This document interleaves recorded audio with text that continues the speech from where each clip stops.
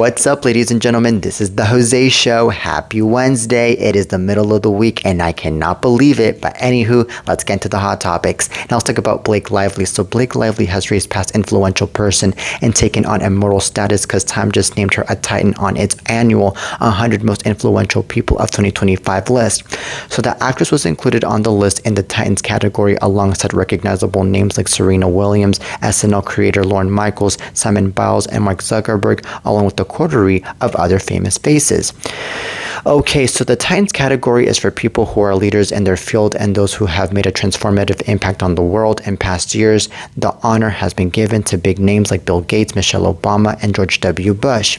So Sherilyn Ifill, a notable civil rights attorney, wrote the blurb about Blake for the publication, saying she's never seen Gossip Girl or paid much attention to Blake Lively on the red carpet, but knows her instead as a philanthropist and a student for our country's most intractable problems. Okay, so Ifill notes Lively and her husband Ryan Reynolds made a big donation to the NAACP Legal Defense Fund back in the day, and when Ifill spoke to Lively, she was stunned by how much research Blake Lively had done on the organization, and the two struck up a friendship. So Ifill calls Lively a serious person who understands the horrors of systemic racism and who was working to make America a fair place for all people regardless of skin color or ethnicity. Alright, so worth noting, Lively's recent legal drama regarding Justin Baldoni and claims of sexual harassment on the set of It Ends With Us didn't make it into the mag. Not exactly surprising, by the way. Alright, so as we all know, Baldoni and Blake are suing each other for allegedly taking part in smear campaigns against each other. And while some in Hollywood are backing Blake, others are starting to speak out against the star. Okay, so this is really interesting that Blake Lively is in this list regardless of the situation that she's going through with Justin Baldoni, because I wasn't expecting for Blake Lively to be in anything. I was expecting for Blake Lively to be out of the spotlight, because I think that Blake Lively right now wants her own privacy, and she just wants, to be focused on the lawsuit that she's going through right now.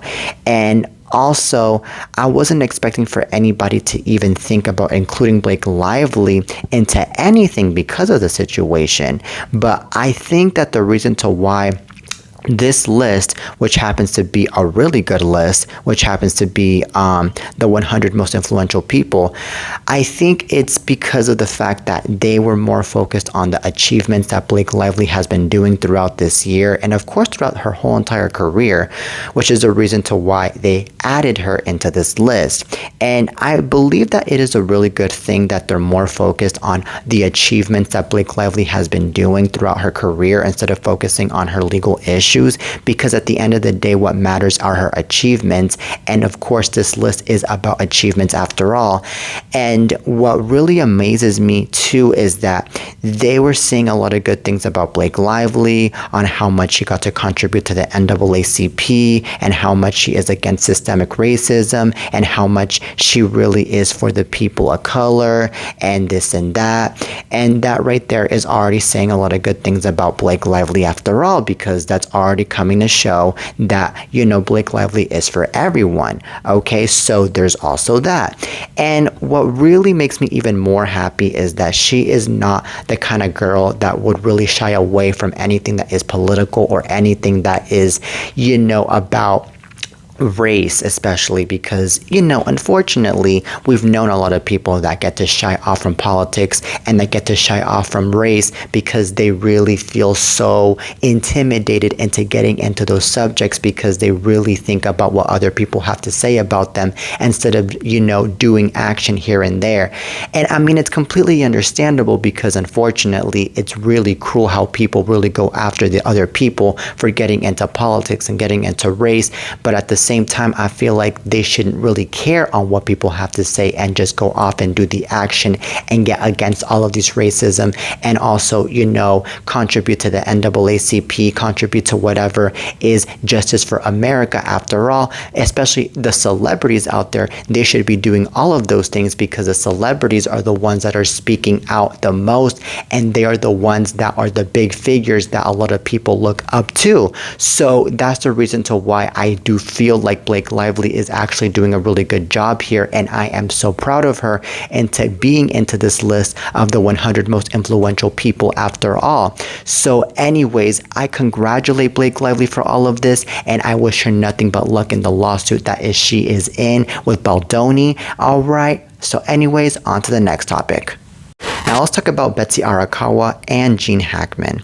So dead rodents and their nests were scattered across 8 detached outbuildings on Gene Hackman and his wife Betsy Arakawa's property in Santa Fe, New Mexico, a health report obtained by TMZ reveals.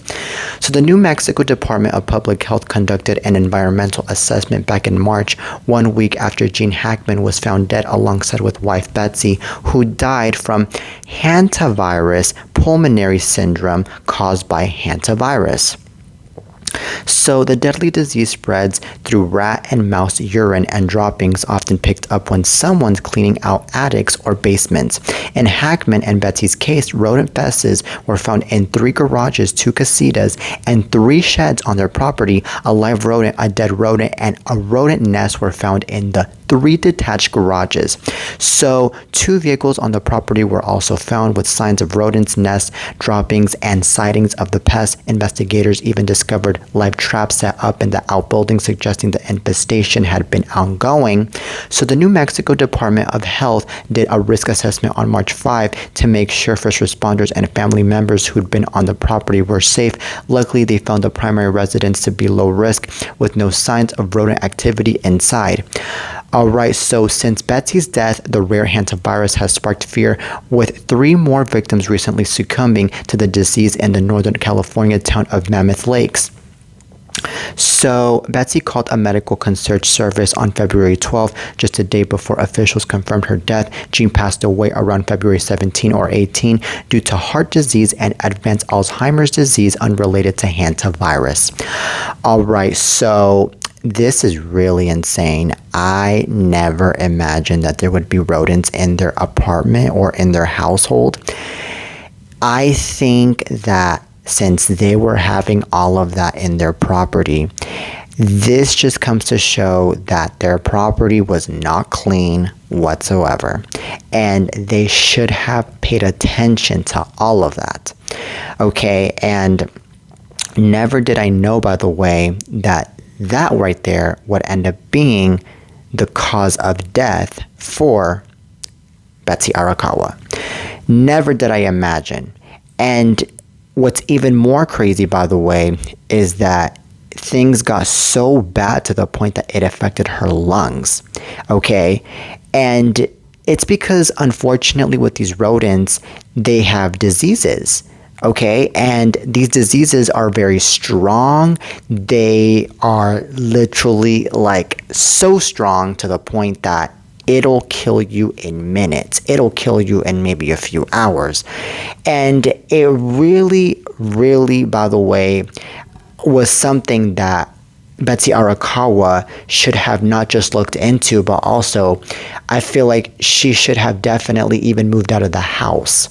Because I believe that when a situation like that happens, usually you have to hire somebody to, get rid of everything from your house. And then, of course, you would have to, move out to an apartment, probably temporarily, or move out to some house temporarily in order for all of that stuff to be taken care of at your house momentarily. But I don't know what was going through Betsy Arakawa's head as to why she didn't pay any attention to any of that. Maybe she never noticed that there were any rodents after all. And maybe she thought that cleaning just was not that necessary for the house because of that. I don't know, man. Or maybe Betsy Arakawa just hired somebody that was very irresponsible in the cleaning around the house. That could also be it. I mean, I'm only pointing fingers here and I'm putting blames here because, on the stem of all of this, there should have been a lot of caution in the first place, because if there would have been a lot of caution in the first place, none of this would happen and Betsy Arakawa would have still been alive to this day.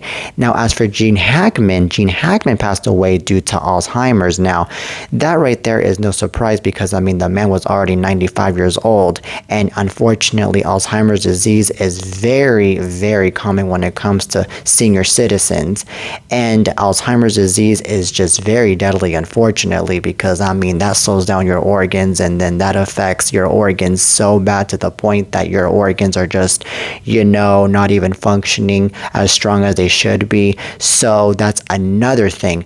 But what's even very interesting, though, is that despite the both of them dying of different situations, they both died at the same day. Like, that's a little weird and fishy, isn't it? But I don't know, ladies and gentlemen. This is just very weird, but may the both of them rest in peace, and they'll forever be remembered, and they'll forever be in our hearts. All right, now on to the next topic. Now let's talk about something really sad. So unfortunately, dazed and confused star actor Nicky Katt died by suicide at his home in California, TMZ has learned. Now, law enforcement sources tell us Katt's body was discovered hanging inside his LA area apartment by his landlord on April 8. All right, so apparently, our sources say the landlord visited Katt's apartment about a week earlier, telling him his rent was due and he needed to pay it. And we're told when the landlord returned 5 days later, the apartment door was open and Katt was hanging inside his bedroom. Our sources say Katt did not leave a suicide note and that he'd been deceased for more than a day when he was found.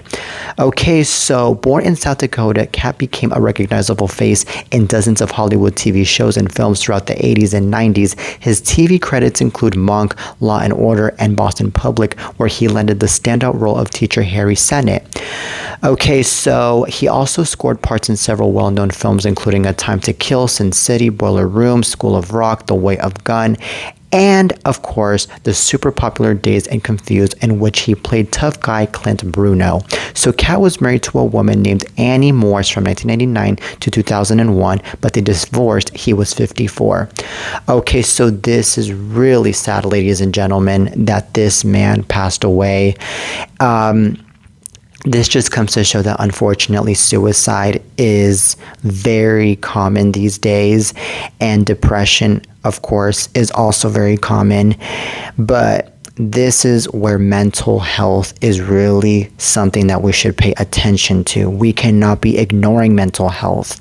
And I can imagine that the reason to why this guy was so depressed was probably because he was maybe going through financial struggles, or maybe he was going through a crisis with his family. It could have been anything. And man, this guy, I mean, he had it all. I mean, he had really good shows. He had, a really good career. He was well known. So, I mean, with all of that being said, I mean, he wasn't hated after all, but it was just that something from the spotlight or something from his personal life that really got to affect him that none of us got to know of. What really, really saddened me even more, though, was that all of this was all of a sudden. Like, none of us knew, like, when he was planning on doing this, or if he was, even depressed after all, because he wasn't even giving us any signs that he was depressed, but this just comes to show that we need to check in with people and order to see how they're doing before they end up doing stuff like this. Like, whoa. I really am so heartbroken also for the family of his. I'm heartbroken for the fans that got to look up to him. But anyways, please, to those of you guys that are going through major depression, please call or text 988 or chat 988lifeline.org. It is really important because your life matters and everyone else's lives matter. Okay? Now, that is it for today's show, ladies and gentlemen. I really hope you guys enjoy today's lovely show of The Jose Show. Till next time, and peace.